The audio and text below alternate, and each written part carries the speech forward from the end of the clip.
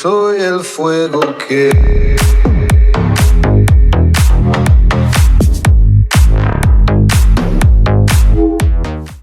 Hey guys, welcome back to the Vintage Trading Post. It's Michael Joe. It is Monday, December 5th, 2022. Today's episode, I'm going to give an intro to graded card collecting. This is going to be directed towards newer people getting into the hobby. For those of you guys who've been around, you guys can watch this, but again, this is strictly intro, beginner level stuff for graded card collecting. I'm trying to design this for people that are just getting in and have no knowledge of graded cards whatsoever. So it's dumbed down a notch, if you would. I want to welcome everybody that's new to graded card collecting. Right now, at the end of 2022, in my opinion, is a great time to get into graded card collecting because the values are very stable. A lot of the guys know in these groups that a couple years ago, the spike started in value and went up, and some of the prices last year, 2 years ago, were just insane. So welcome everybody, good time to get in. A lot to talk about in this episode. Let me give you an intro. So my name's Michael Joe. I never use my real last name, but I go by Michael Joe, or MJ as some people call me. I am in several Facebook groups. I am a avid collector of MTG, specifically BGS graded MTG. I know you guys don't understand what that means, but I'm going to explain it to you guys. We're going to get into everything. Let's start very basic. You guys are going to hear the terms raw cards versus graded cards, and you guys may not know what that means. If you do, I apologize. I'm going to go over this. Like I said, I'm going to go over this so that people that have no clue what these terms are understand. So a raw card is an MTG card straight out of a pack, or you buy it off the street loose. It's something that has not been graded by an official grading company. Graded cards are MTG cards that were sent in by somebody along the lines to one of the major grading companies. The grading company looked at the card, officially graded it, encapsulated it in plastic, gave it a label. We're going to get into all that as well. But that's a graded card, otherwise known as a slab. You may hear that as well, slabbed cards. Some of the players out there, they think that the slabs are like coffins for cards. I always laugh when I see that. I agree. Once they get encapsulated, especially the high-graded ones, there's a good chance they're never coming back out. The way I look at the graded card community, I look at it, MTG is in general as a hobby. I look at it. There's players, there's collectors, and there's investors. There's a lot of money in this stuff. And graded cards, no joke, a lot of money. Graded cards can get super expensive. We're going to get into the values and the pricing and all that stuff. At the end of this video, what I decided to do was I decided to put like 10 general rules.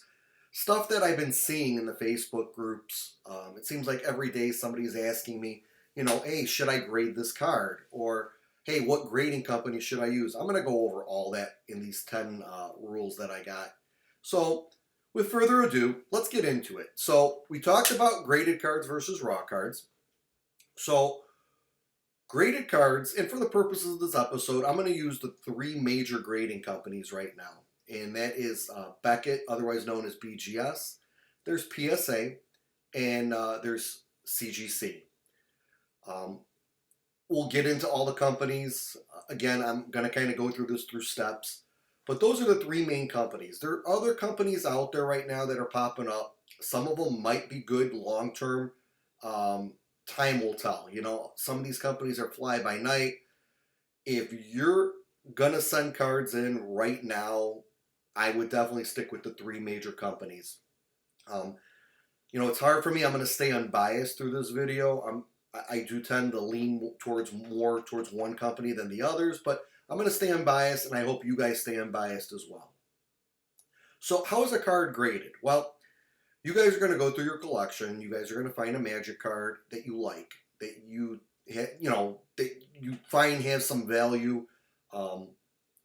You're going to send that card into one of these 3 grading companies.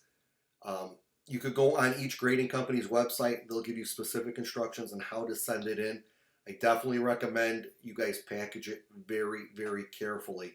All your cards very carefully. Any card you would ever send in, you don't want them getting any dents, dings, edge wear, corners bent, surface marks, etc., etc. You don't want to get any of that. You want to pack it up real nice.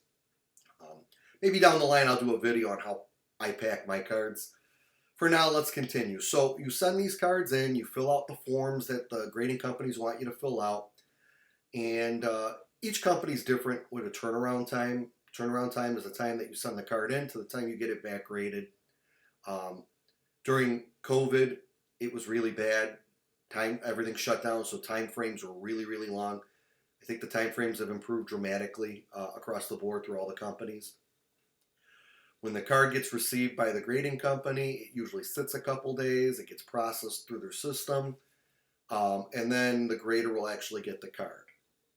So, a lot of talk right now about graders and what kind of education they got when it comes to grading MTG. Again, I'm going to stay kind of unbiased with this. When a grader gets a card, they're going to look at the card very carefully. The first thing they're going to look at, or one of the first things they look at, is going to be the centering of the card. I'm going to get into the companies, how they grade specific things, but with like BGS and with CGC, they are going to look at the centering very, very carefully. They measure top to bottom, left to right, front and back of the card. So centering is one of the things they look at. With BGS and CGC, there is an overall grade that the card is going to get. The grader will look at it. 4 subgrades, 4 categories, if you would, of the card. And at the end, they come up with an overall grade.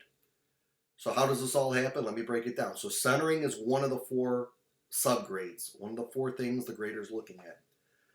Another thing they're looking at is edges. A grader is going to use jeweler's loops. They're going to use microscopes. They're going to use a lot of things, and they're going to look at the front and back of the card, and they're going to look at the edges. They're looking for wear and tear. They're looking for dents. They're looking for ink. Black bordered cards, I know there were people that were taking black permanent marker and markering them up to make the card look a lot more mint than what it was. Grading companies are going to catch that. Corners, that's the other category. That's number 3. They're going to look at all the corners of each card, front and back. They're looking for wear, tear, dents, curling, etc. That's a very important thing. And then the last category they're looking at is surface. Surface could be a lot of different things. There could be dents in the card, indents in the card. There could be rips. There could be bends. There could be factory stuff. There could be roller lines from the printing press. There could be inking, like we talked about, from other people, outside sources. And then there could be print dots. That's usually when the card is printed. Sometimes the ink drips a little bit, you'll know what I'm saying. I'm going to give you guys examples of it. In fact, you know what? Why don't I take a minute here? I'm going to show you a card with a print dot on it. I don't know if I'm going to be able to find you a card with roller lines, but I'm going to try to find one, and I'm going to show that as well. Okay, so at the end of all of it, now you got your 4 categories: your centering, your edges, your corners, your surface. The grader is going to come up with an overall grade. Some companies use an overall average, other companies do not, and they have their own way of determining the overall grade. We're going to get into all that. The grades are typically 0 through 10. 0 is just garbage. 2 is a little bit better, all the way up to 10. 10 for the most part is pristine and flawless, for the most part.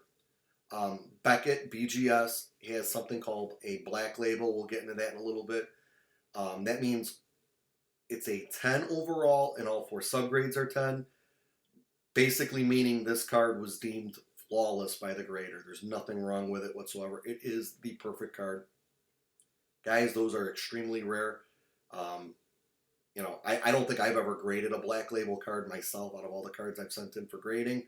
They're hard to find already graded. They're even harder to find raw and then send in to get graded. So we'll get back into that a little bit later. So when you get the overall grade, the grader will put a report together. They'll send it to a guy that makes the labels. The label guy will put the label together.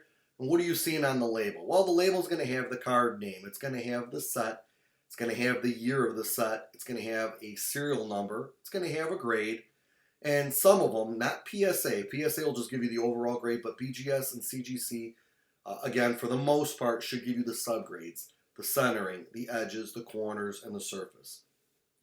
Once that's all done, the label gets put in, the card gets encapsulated into plastic, and at the end of all of it, it gets sealed up, and that's it, guys. It's you'll get a an overall grade back via email, and then you'll get the card sent back to you guys. What you're aiming for, obviously, are perfection. I mean, I guess to each their own. Everyone has their own reasons for what they're trying to collect. We're going to get in that as well. But you want the highest grade possible. You want the 9.5s. Really strive to get 10s if you can. Extremely hard to do. When you get your card back, your card is then registered through its serial number into something called a population report, a POP report. All the 3 major grading companies have POP reports. I'll put the links to them. I think you do have to sign up with each company, which doesn't cost anything. You just got to set yourself up with an account with an email. But then you have access to it. Let me show you what a POP report looks like. So I'm going to show you a Beckett POP report. And on the Beckett POP report, it's very simple. Once you get to it, there's a drop-down box. You put in Magic the Gathering. The next drop-down box, I'm sorry, it's not even a drop-down box, but it's an empty field. You put in what set you're looking for. So for example, in this one, I'm going to put in Alpha. And then the next one is the name. Guys, they're very sensitive with spelling. You got to have the exact spelling, otherwise you won't get a record. So I'm going to put in Black Lotus. You know, most iconic card in all of Magic, right? So we're going to look at 1993 Magic the Gathering Alpha Black Lotus. Looking left to right on this, it's going to have different boxes. It's going to have the 7, the 7.5, the 8, the 8.5, the 9, the 9.5, the 10, the black label. It's all going to be listed there left to right.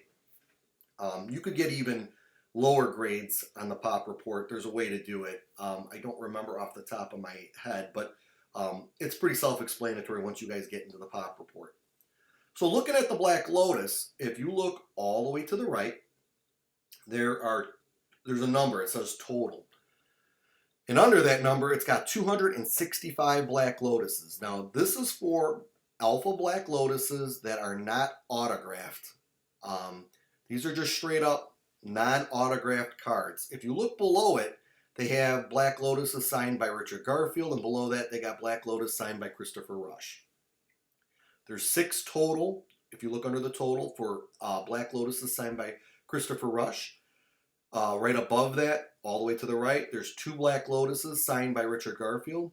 And above that number is the total of 265. What that means is there's 265 Alpha non-signed Black Lotuses graded by BGS. That doesn't include the other companies. That's strictly BGS. Okay, so stay on that top row, 1993 Alpha non-signed Black Lotuses. And I forgot to mention this earlier, guys. Most of the grading companies will give you half grades. You'll see 7, 7.5, 8, 8.5, 9, 9.5, 10. The Black Label with Beckett, BGS. Other companies like PSA, they only give out whole numbers, or at least from what I've seen, only whole numbers, and they do not give subgrades. So let's get back to this. So if you look left to right, there are 17 Black Lotuses graded 7. There's 16 graded 7.5. There's 26 graded 8. There's 55 graded 8.5. There's 68 graded 9. There's 45 9.5 Alpha Black Lotuses. And then there's one pristine 10. There is 0 black label.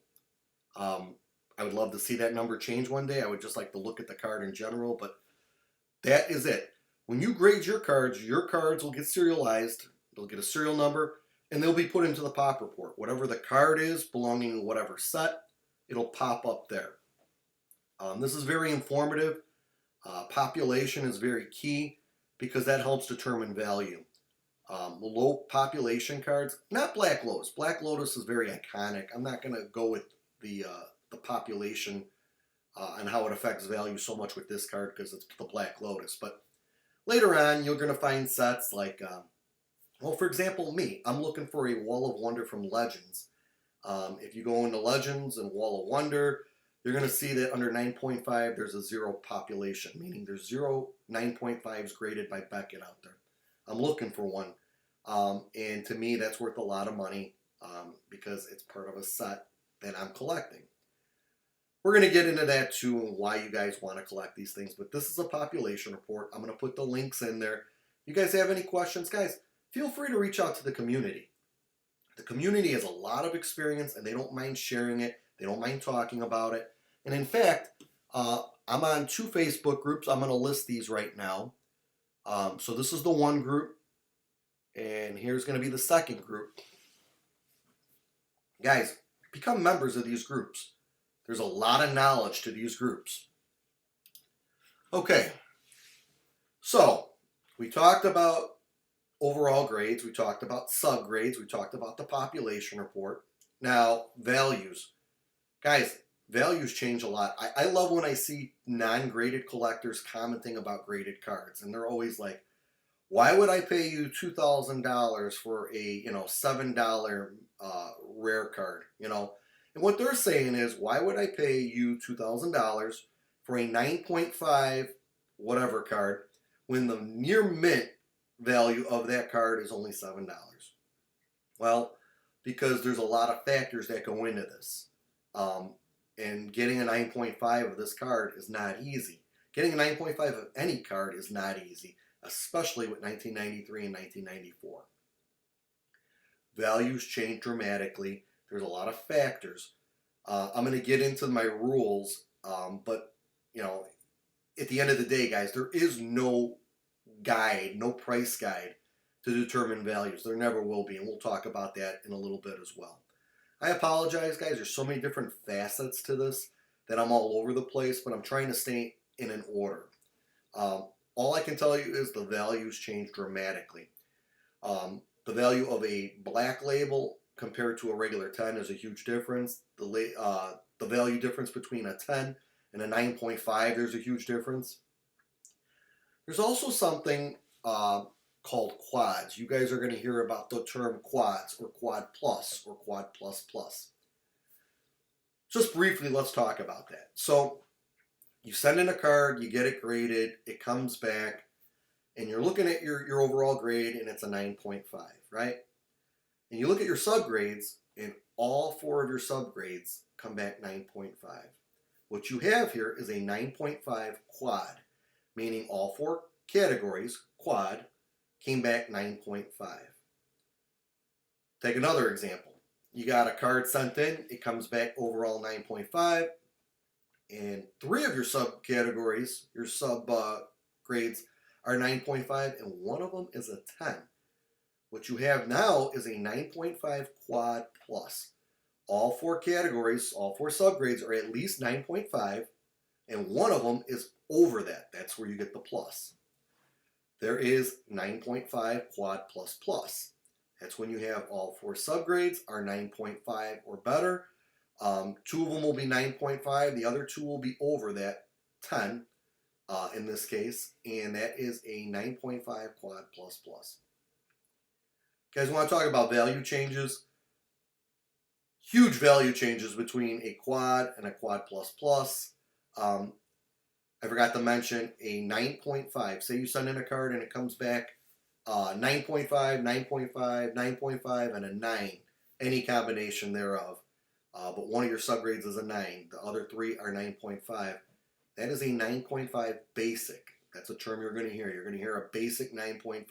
That's what it is. value to that card as well, guys. But there is a huge difference between a 9.5 basic and a 9.5 quad plus plus.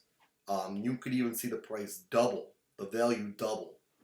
So getting back to it, I know I'm extremely redundant in this video, guys, and I apologize again. Huge differences in value. There is no price guide. You guys are going to have to learn pricing, and I'm going to explain to you how to do that. Let's get into one of these last categories before I get into my 10 rules here that I'm recommending for beginners. You guys got to remember,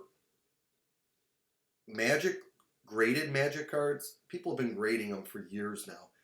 I know that the hobby of graded MTG has really blown up over the last 5 or 6 years, and you guys getting into it are new to it. But just remember, guys, with the value being increased with high graded cards, and I mean crazy amounts of money at times, you guys can go on eBay and look at what a 9.5 Alpha Lotus goes for, or Moxes or whatnot. You guys are going to see huge values. You guys aren't the first people to get into this hobby. A couple of years ago, people, even myself, were going out and buying mint copies of 93, 94 cards. Didn't even matter what the card was. You'd grade it, it'd come back a high grade, you'd sell it, and you take your money and you would buy other cards, other graded cards with it. Or you would keep it for yourself, and the values went up. With that said, guys, don't be upset if you start looking at old cards and you can't find cards that are going to come back 9.5 or 10. A lot of people have bought them out already. There's the Silver Age. I'm just going to touch on this. The Silver Age, to me, is anything from 4th edition through Mercadian Mask. I call the Golden Age everything from 93 and 94.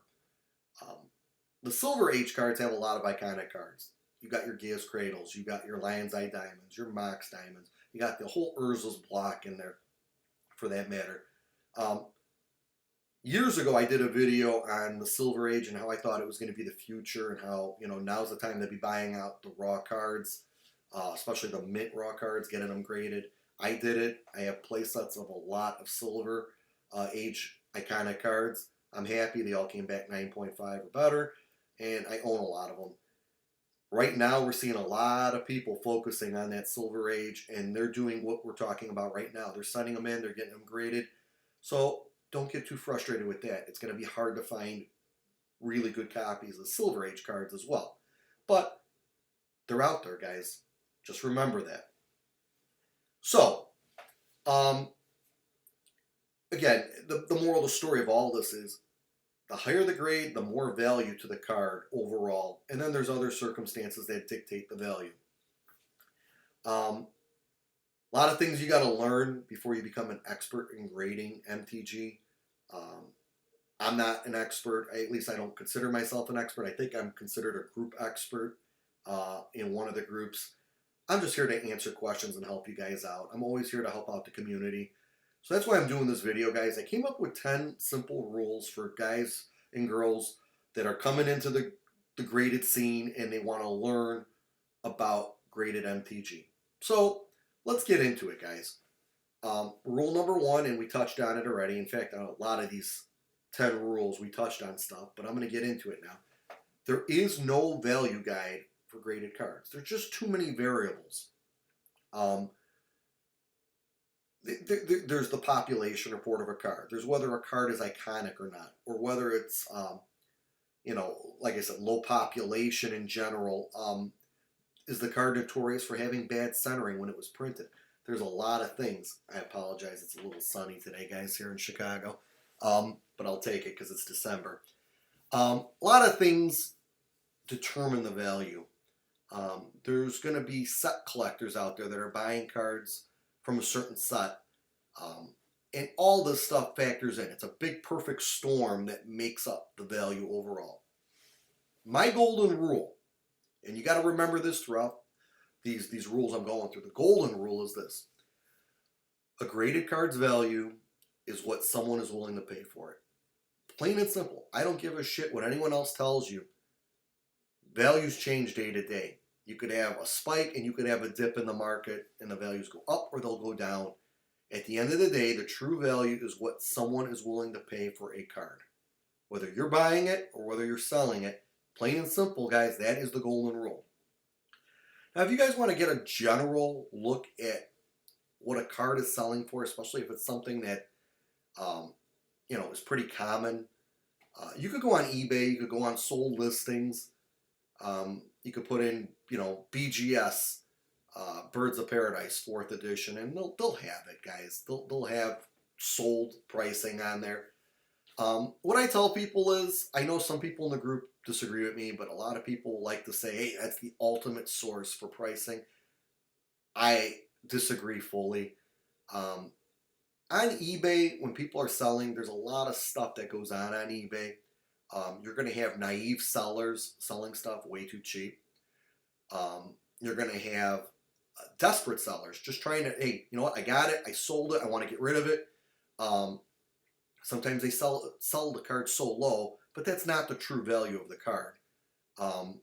Sometimes you're going to have thieves that steal these cards. Just happened a couple months ago, and they'll list it on eBay. I'm not saying the thief listed it on eBay, but the thief will steal the card, sell it to someone else who will put it on eBay. And, they may have gotten a real good deal. It could be a $1,000 card. They paid $300 to the thief. They're going to put it on for $800, knowing they'll get probably $800 very quickly. Guys, these are not factors that I would look at and say, you know what, that is the true value of a card, because it's not. So just be careful with that. But if you want to start getting a general idea of what prices are, you could use eBay. There's other sites.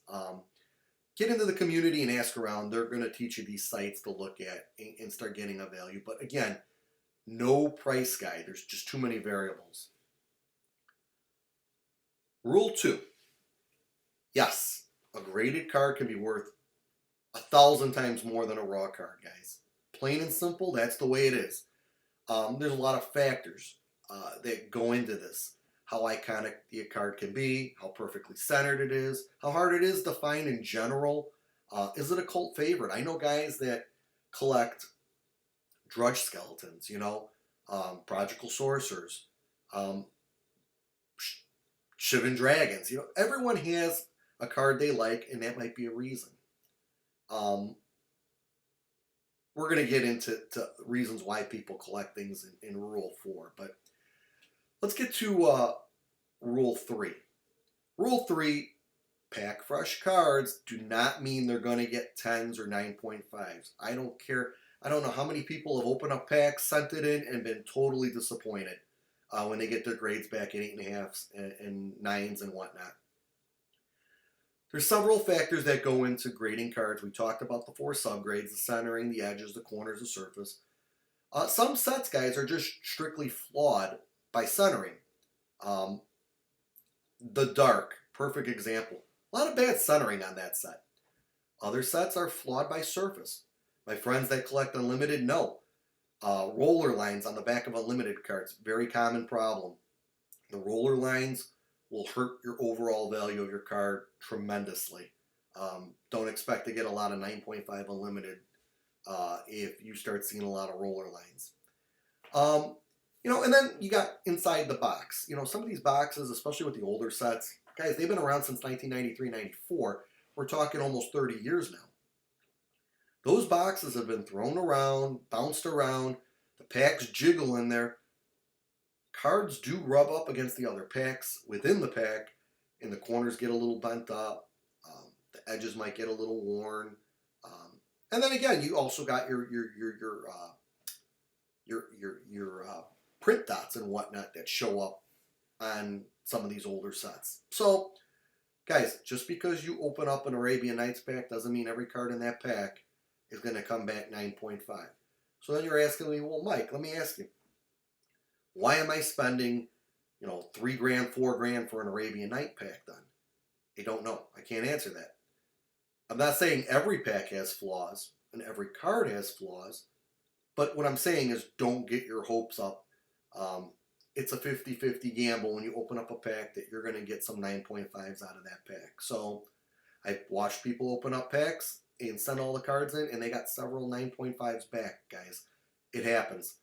But I've also seen people send in packs that they open up and the centering was off on the entire pack, and they got all 8.5s and 9s back. So just keep your expectations to a respectable limit. That's what I'm trying to get at, guys. When you're looking at these cards, I want you, in fact, now's the time to get into it. Guys, invest in some tools when you're going to get into this hobby. Jeweler's loops. Should always have a jeweler's loop.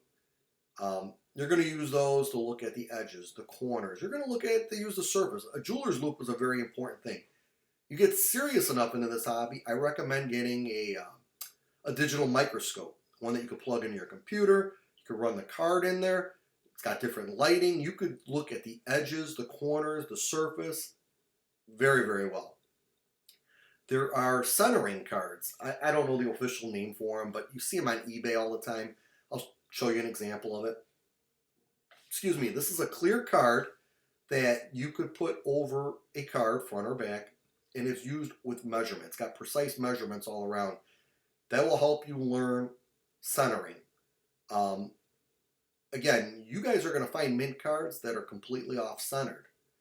I'm going to show you this card. It's a land tax. I'm just going to show you the picture of the card right now. I mean, this is clearly off-centered, right?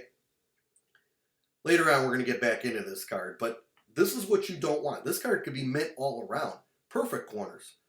10 on the corners, 10 on the edges, 10 on the surface. But the centering is going to destroy this, okay? We're going to get into how overall grades are determined here in a little bit. I got one more rule I want to get into. But before I conclude rule number 3, I think the best advice I could give you guys is go out and find an MTG card that's graded high but cheap. High graded cheap Magic card and a low graded Magic card. I want you to take a look at them. I want you to buy these tools. I want you to look at the corners, the edges, the surface. I want you to look at the difference between the two. You start looking at enough of these cards, guys, and how they grade it. And then you can start looking at your raw cards, and you're going to start seeing, you know what? I know this card won't grade over a 9 or an 8, so why even send it in, right? I mean, you might get to that point. That's what you want to be. You want to become an expert. You want to see what's common with certain sets. You want to look at the corners, the edges. You want to see all this stuff and make your own determination on whether you want to send a card in for grading. That is the whole hobby right there, is getting good at looking at a card and saying, you know what? Even though this card looks crisp, centering's completely off, not even worth my time. Push it to the side and go on to the next card. Get this equipment, I'm telling you guys, if you guys are going to get serious into this. Okay, let's get into rule number 4. Let's talk about your purpose, your goals. You want to get familiar with what you're going to collect. So, are you going to collect MTG cards from a specific set? You know, there's guys that go just after Alpha. There's guys that go just after Revised. Are you going to go after certain years? I know guys that specialize in 93, 94 Magic cards. Are you going to go for certain cards? Like I told you, there's a guy that I know that collects Royal Assassins. I said the Drudge Skeletons already. You know, is that something you want? Is there a card that you grew up with? It's got that nostalgia factor that you just love and you want to collect all of them. You know, are you going to collect foil? Foil's got issues too, guys. Foil curls. Foil cards are very hard to grade. I'm going to be upfront with you right now. I've never got into it, but I know my friends that do it. You know, they have a lot of issues with it.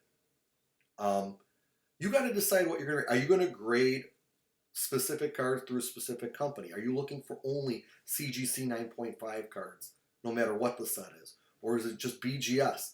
Are you just going for black label? You know, there's guys out there that hunt those unicorns known as a black label. You guys got to figure out what your goal is.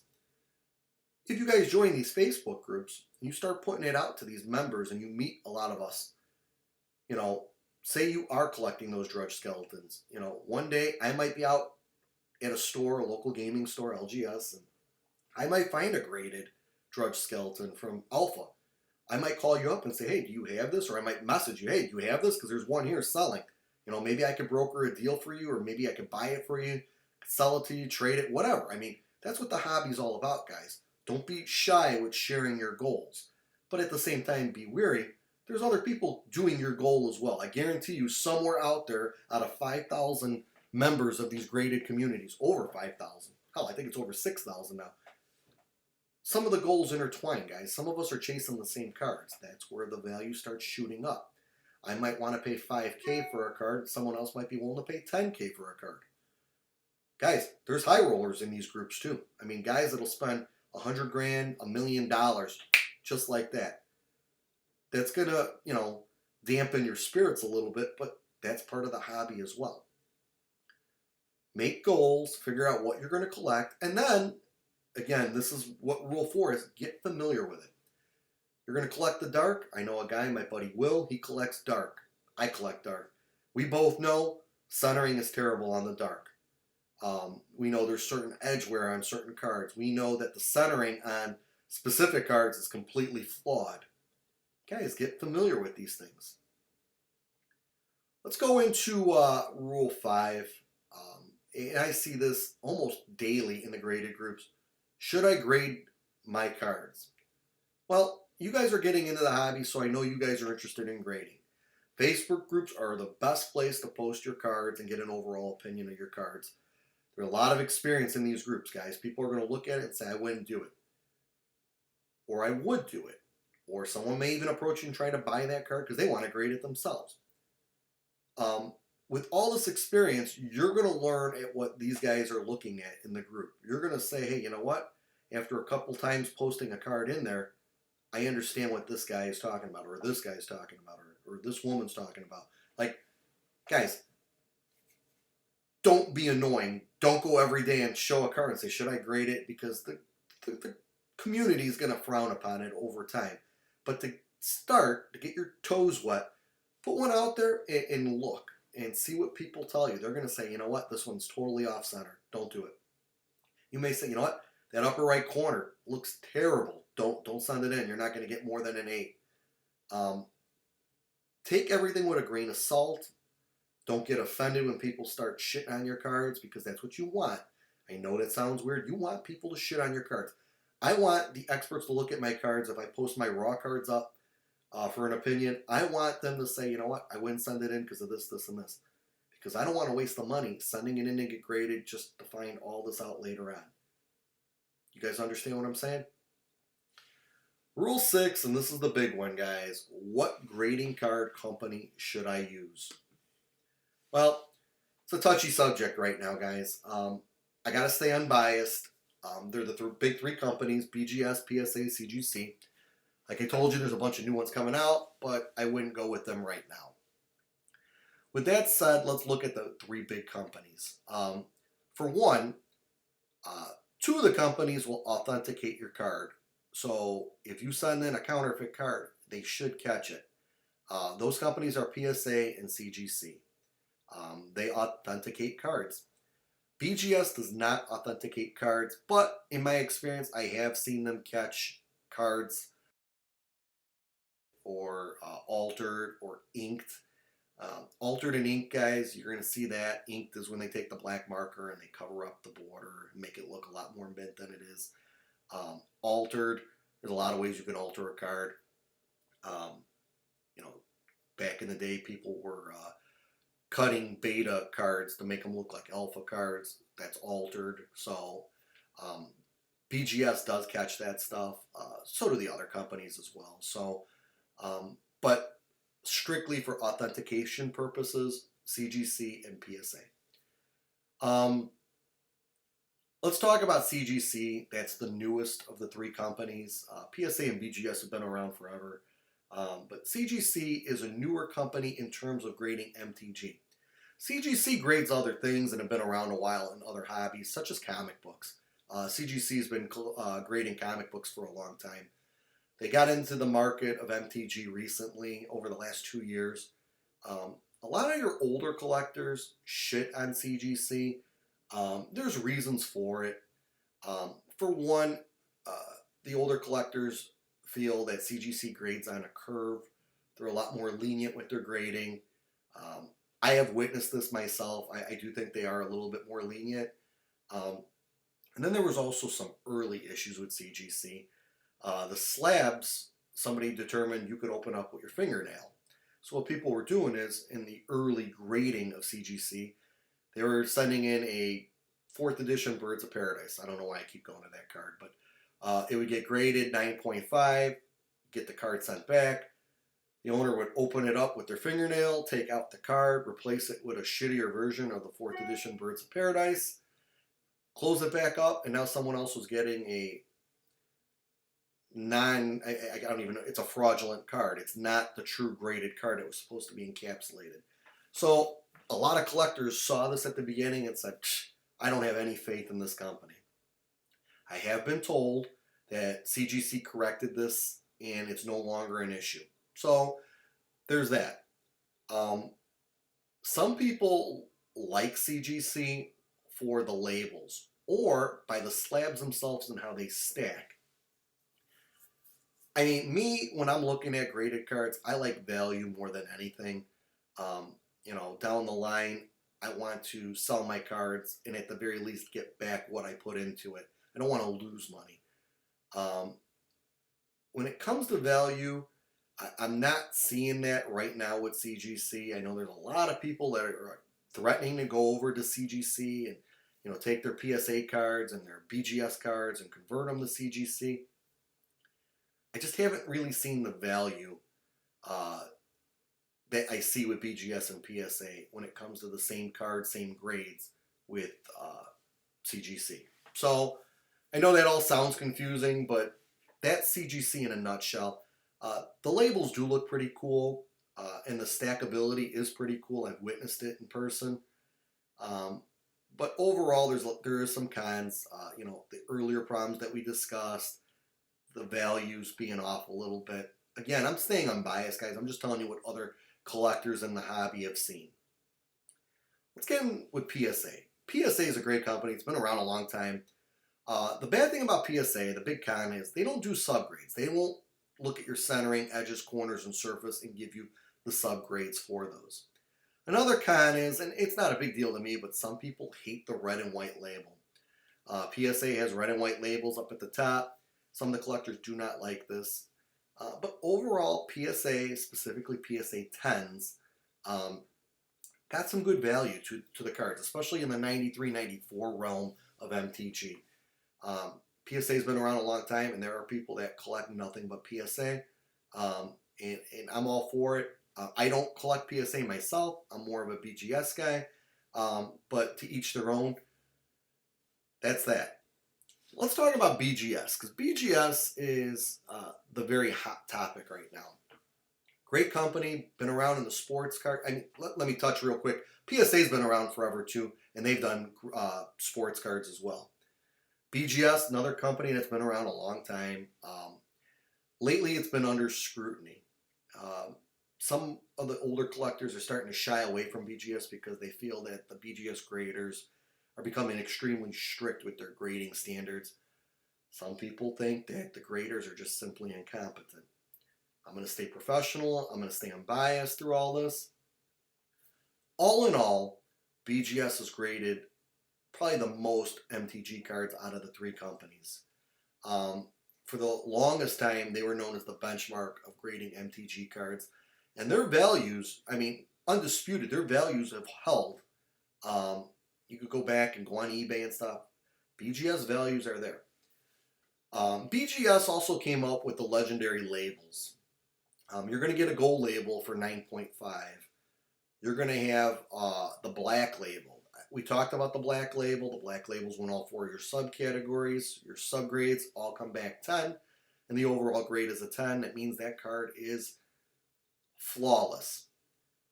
You could have a Beckett card, a BGS 10 card, with 3 of the 4 subgrades at 10, and then the other one will be a 9.5.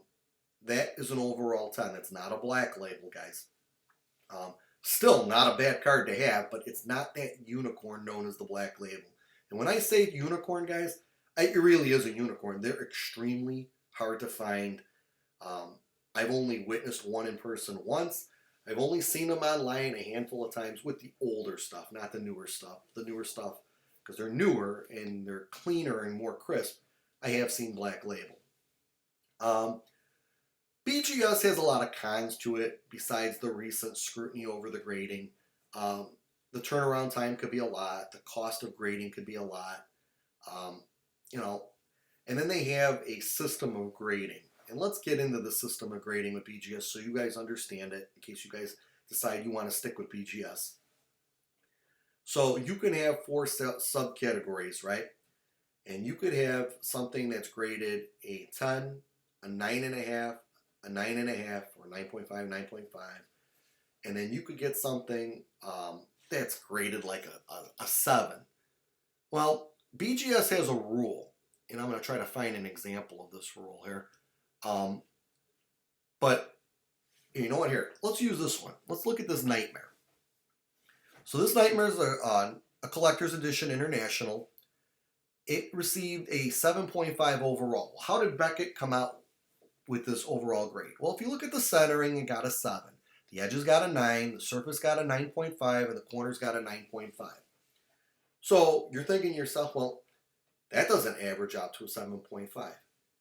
Guys, BGS does not use the overall average. That's inaccurate. What BGS will do, 9 out of 10 times, every now and then, this is not true, but 9 out of 10 times, maybe more, you will not get an overall grade higher than 0.5 over the lowest subgrade. Let me repeat this. You will not get an overall grade higher than 0.5 over the lowest subgrade of your 4 subgrades. So let's look at this Nightmare. That centering was a 7. Right there, if that's the lowest subgrade, which it is, I know the overall grade will not be higher than a 7.5. That card could have 10s all around it. For the most part, it's going to be a 7.5 no matter what happens. That's just the way BGS grades, guys. So, when you're looking at crisp cards and you want to stick with BGS, if the centering is off terribly, you know, let's say you're looking at a card and you're like, you know what, that centering is a 7. Right now, you know at most that card is going to come back a 7.5. Probably not worth your time or money to send it in and get graded. I've seen a lot of crazy stuff in my time. I've seen cards get 3 10s and an 8, and I've seen it come back 8.5. Or maybe they did give it a 9. That's that rare time when you do sometimes see that. But guys, overall, you're not going to get the overall grade you're hoping to attain if one of those subgrades is low. I hope I explained the BGS grading system well. I'm sure there's other people that could explain it even better than me, but for a general rule, that's the way it is. So overall with these grading companies, guys, you guys can see all 3 grading companies use a 0 to 10 for their overall grade. Some give the half grades. 2 of the companies, CGC and BGS, will use subgrades. I like subgrades. A lot of collectors like subgrades. You guys learned about quad. You learned about quad plus. You learned about quad plus plus. You learned about black labels. Guys, that's pretty much everything I can tell you about grading companies and the way they grade things. You're going to have to make up your own mind on what company you want to go with. A lot of people run into CGC, and maybe down the line CGC is going to be a big name. Personally, right now, I don't see that, and the values show it. So take everything I say with a grain of salt, make up your own opinion, and go with the company that you trust and that you like. Let's go to Rule 7, because I want to wrap this up. This has been a long episode. Remember that each graded card is graded by a grader, and it's subjective. You're going to send in cards that you think are 10s, and you're going to get back 7s, and that's just part of life, guys. You're going to say, what the hell is that grader looking at? You're going to voice it in the groups. You're going to see people in the groups now complaining about graders grading low. A grader's not always going to have specific knowledge of MTG. Alpha corners, hot topic right there. You know, some of these guys grading the MTG cards don't know about the alpha corners, and they ding alpha cards for it, and that's a shame. There's really nothing you can do about it. Once the card gets graded, that's your grade, guys. You could sit there and you could try to do what they call a review. I wouldn't waste your time or money because it's not going to change the grade. At least in my experience, it doesn't change the grade. You just have to deal with it. Some people crack and resubmit where they break the slab, take the card out, resubmit the card, pay the fee all over again, hoping you're going to get a different grader that sees what you see originally when you sent it in. Sometimes that works, sometimes it doesn't, guys. Just keep all this in mind. You're going to see cards out there that are graded that are completely overgraded. And that's going to piss you off more than anything. You're going to sit there and say, how, I'm going to be professional here, how did this card get a 9.5 centering when at best it's a 7? Let's look at this land tax again, guys. Remember, I showed it to you earlier. Look at the centering on it. Terrible, right? Check this out. Now you got the overall grade. How did this overall grade happen? How did this centering grade happen? This pissed me off. I heard later on this card was brought back and regraded to the proper grade. I have no official proof, but I've heard that. Guys, you're going to see other people get grades back that are much better, and for cards that are overgraded. You're going to see undergraded cards, guys. Cards that you're going to look at the edges and you're going to think they're flawless. You could take them under a microscope. They might even be flawless under the microscope, yet they got an 8.5. I don't know what the graders saw, and maybe it was just they were rushing through it. Who knows? You're going to see that too, guys. When you're buying graded cards already, not grading them yourself, but buying graded cards, I like to use a general rule of buy the card and not the grade. So if you see a 9.5 card and the centering is completely off, like this land tax, I'm not buying that card, guys. It's clearly not graded correctly. Now, I've seen cards that I think are 9.5s and their overall grade is an 8.5.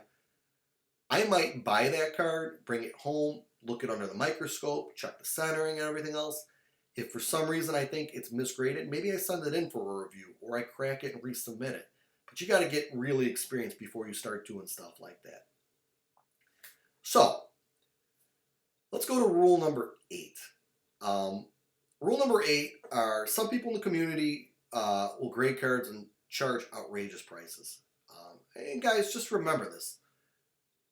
Just because somebody's asking for $10,000 for a card that you think is only worth $1,000, that's their prerogative. They can do that. Okay. It might sit there forever and ever, but at the end of the day, the general rule that I got with this is the power of the transaction is always in the seller's hand.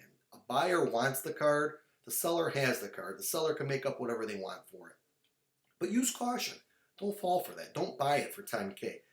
Someone else is going to have it, or maybe it pops up somewhere else, and you buy it cheaper down the line, guys.